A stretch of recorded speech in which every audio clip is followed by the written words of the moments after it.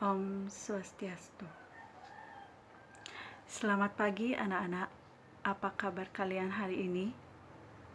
Semoga semua dalam keadaan sehat.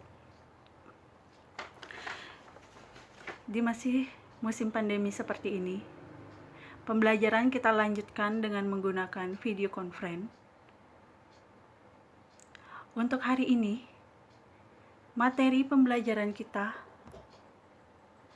yaitu tentang nilai yajna dalam Ramayana.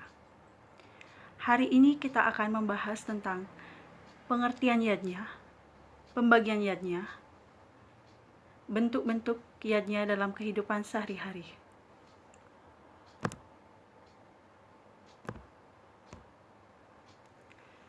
Tujuan pembelajaran hari ini. Yang pertama, agar siswa mengetahui pengertian dari yajna.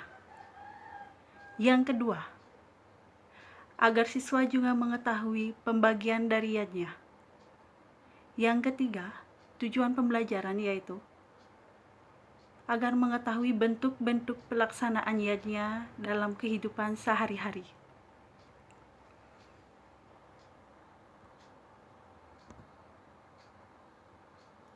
Kita mulai yang pertama, yaitu pengertian yajna. Mungkin kalian sudah sering mendengar istilah yajna, meyajna. Yajna itu dilakukan dengan tulus ikhlas. Tingkah laku, perbuatan, itu termasuk dari yajna.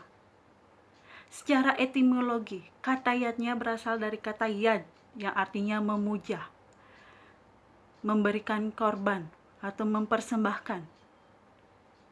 Yajna juga berarti pengorbanan yang tulus ikhlas. Ada di sini dijelaskan, yajna merupakan suatu perbuatan atau kegiatan yang dilakukan dengan penuh keikhlasan. Artinya, kegiatan yang kita lakukan, perbuatan yang kita lakukan dengan tulus ikhlas, tanpa paksaan. Itulah yang disebut dengan yajna.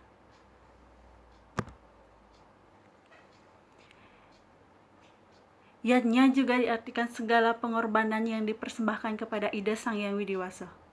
Apapun yang kita persembahkan kepada Ida Sang Hyang Widi-Wasa juga termasuk beryajna.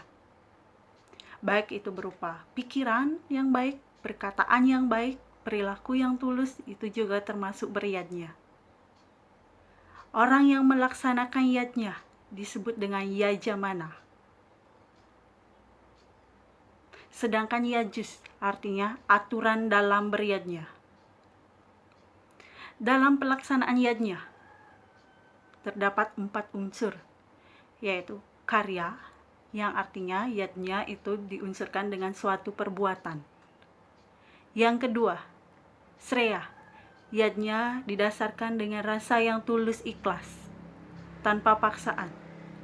Unsur yang ketiga, yaitu budi, yajna didasarkan dengan kesadaran. Unsur yang keempat, bakti, yajna dilakukan dengan melakukan suatu persembahan.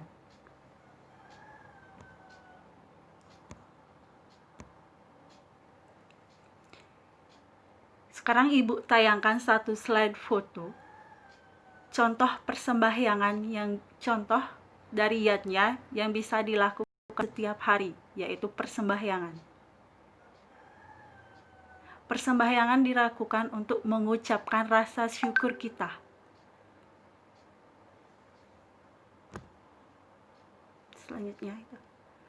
Selanjutnya kita bahas itu ada latar belakang dari pelaksanaan yajna. Yang melatar belakangi disebut dengan trirena, yaitu 3 hutang yang dibawa sejak lahir. Yang pertama ada dewa rena, hutang kepada para dewa. Yang kedua resi rena, hutang kepada para resi. Yang ketiga itu pitra rena, hutang kepada para pitara atau leluhur atau orang tua kita.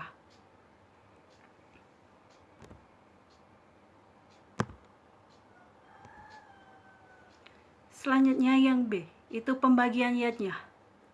Secara umum, yajna itu dikelompokkan menjadi 5 yang disebut dengan panca yajna.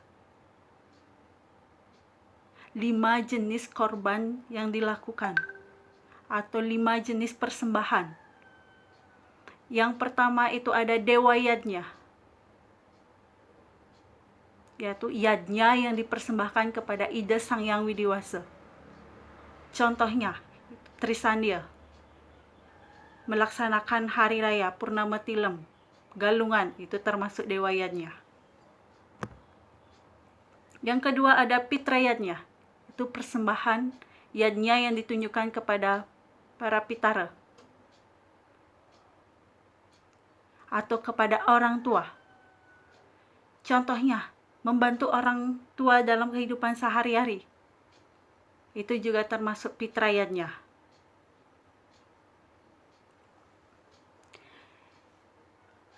Yang ketiga, itu resi yadnya, yaitu persembahan kepada para resi. Resi yang di sini dimaksud adalah guru atau orang yang sudah melaksanakan upacara. Cara melakukan yadnya tersebut, misalnya ada upacara Dwi Jati kalau untuk pendeta, atau Eka Jati untuk pemangku, dan resi untuk guru. Kita bisa menghormati guru, menaati peraturannya, juga sudah melaksanakan resi yadnya. Yang keempat, itu ada manusia yadnya.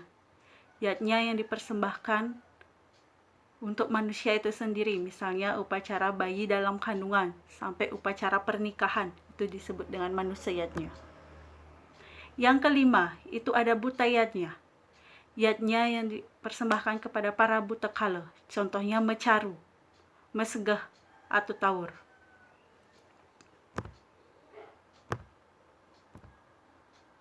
Yang C, bentuk pelaksanaan yadnya dalam kehidupan sehari-hari.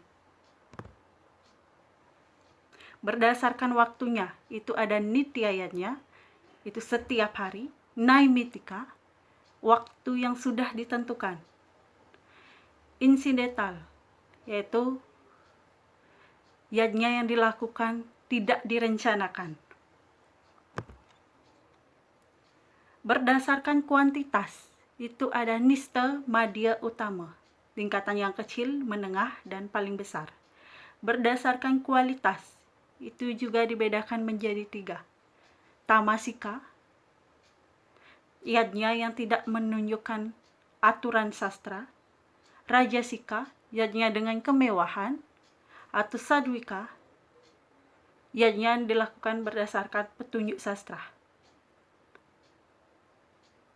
Pada hari ini, Ibu dapat menyimpulkan yaitu tentang pengertian yadnya, yaitu yadnya yang bisa dilakukan dengan tulus ikhlas, tanpa paksaan.